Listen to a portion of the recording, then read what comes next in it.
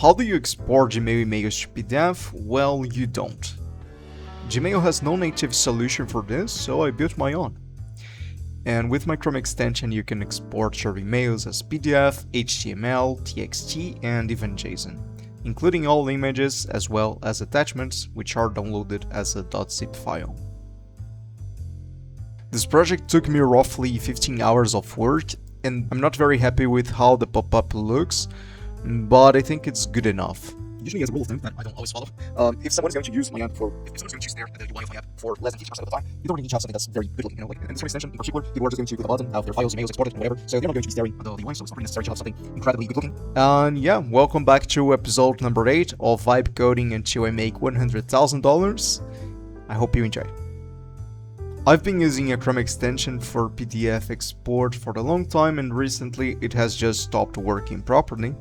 So I went to the Chrome store to find an alternative, and honestly things are not great.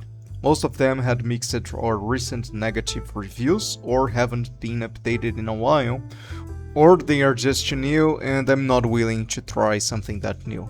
The one with the best reviews required login, which I find completely unnecessary for something this simple, so I decided to build my own. When coding a Chrome extension, before anything else, I first go to the browser, to the console, and start trying to understand how it works.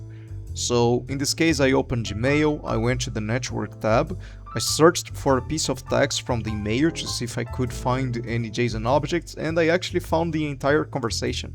It was easier than I expected because I was pretty sure I was going to find some pieces of the conversation, maybe like the last 10 messages or something, but the entire email was already there.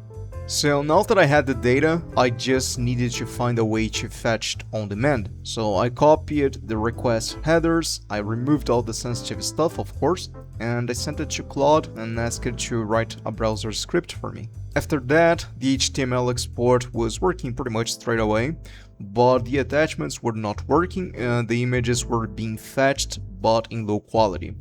Also, the file names were not being replaced correctly with the base 64 versions. Base 64 is when you convert the image to text, so you don't need files for the images and you can have one single file, in this case the PDF file. After some back and forth, the HTML export was working pretty well, including images and attachments in a zip file. Now that I have the basics working in the browser, I brainstormed the prompt with Claude and moved to cursor. One thing that I'm always careful about with Chrome extensions is permissions. Some permissions can make the approval time take longer, and if you use permissions that you don't need, your app will very likely be rejected, so always be mindful of that. I also decided to add a subtle button in Gmail's toolbar as well as on the pop-up, so it feels more native. I'm going to use Gmail's own tooltip code with a data attribute, so I don't need to code that myself. Whenever I inject code in existing websites, I always take a look at everything that's available for me, so I don't need to code the same thing twice and I avoid bloating the Chrome extension with more code. The most ironic part of this project is that exporting to everything else was fairly easy, but exporting to PDF was very complex. HTML to PDF worked fine for small emails, but large emails were rendering a completely empty PDF.